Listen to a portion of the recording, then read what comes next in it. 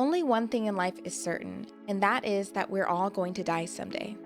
We don't know when or how, but we do know that it will happen.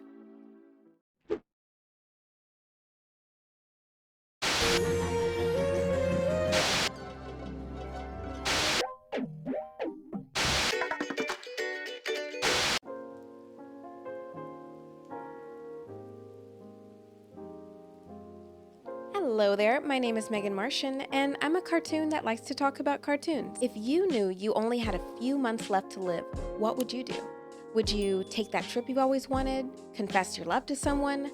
Have lots of crazy Carol and the End of the World is an animated show about a woman named Carol's last few months alive before a rogue planet crashes into Earth and ends humanity.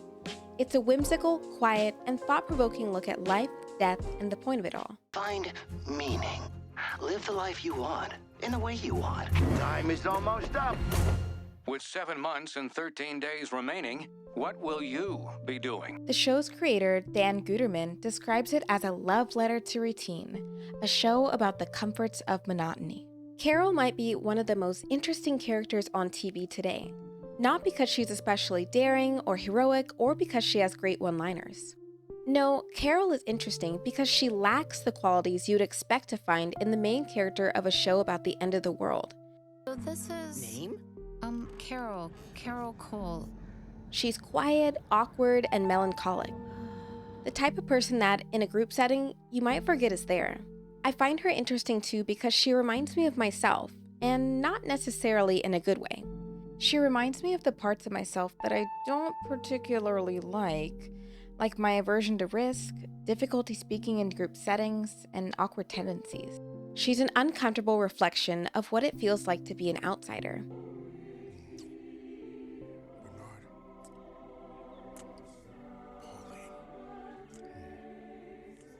So, I think I'm gonna go. And Carol is quite the lone wolf.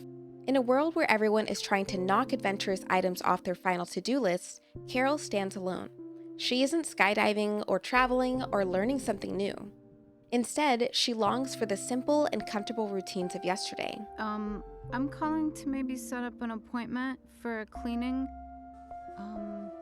Do you still carry those chicken burrito bowls?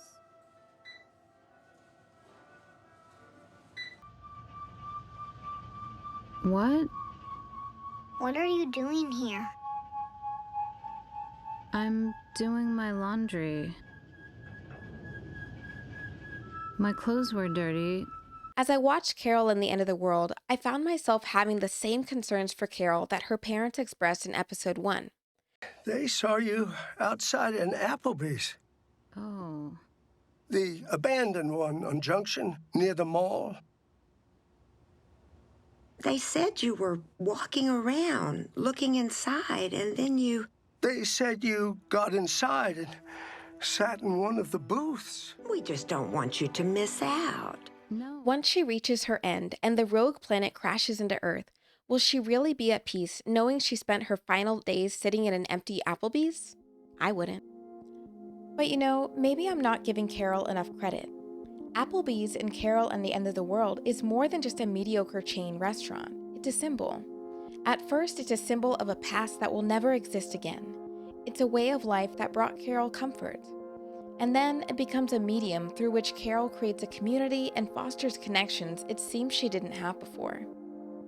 I have 2 thoughts about Carol and the End of the World. It seems like Carol is deeply depressed and lonely, and that prior to the events of the show, a stable routine was the only thing keeping her together.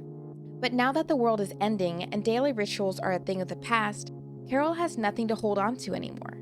And rather than choosing to live as full of a life as she can, she finds a new routine in the form of a job at a mysterious office known as the Distraction. It's, by all accounts, an unremarkable desk job, but it's where she wants to be, and surprisingly, where she finds happiness, community, and connection.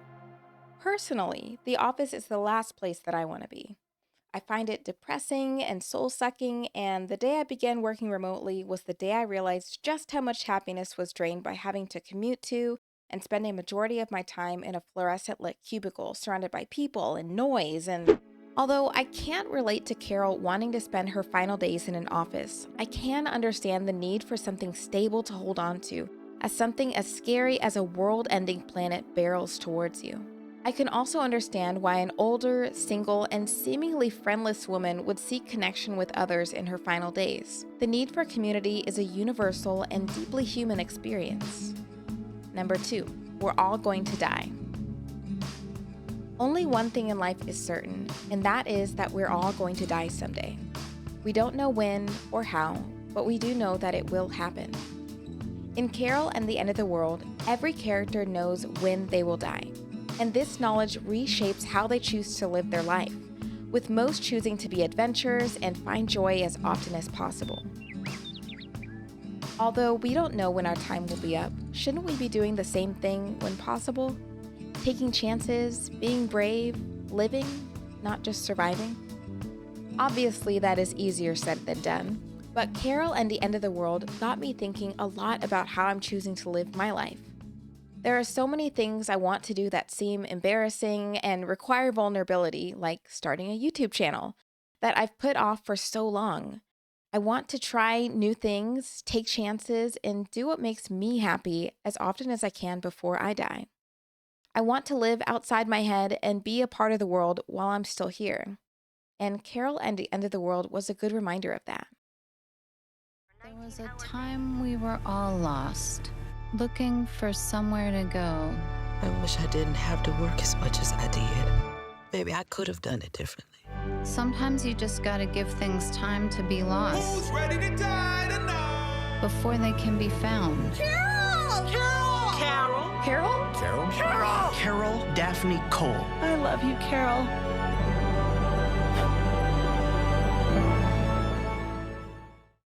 Carol and the End of the World is a beautiful show about finding meaning and staying true to yourself, even under extraordinary and apocalyptic circumstances.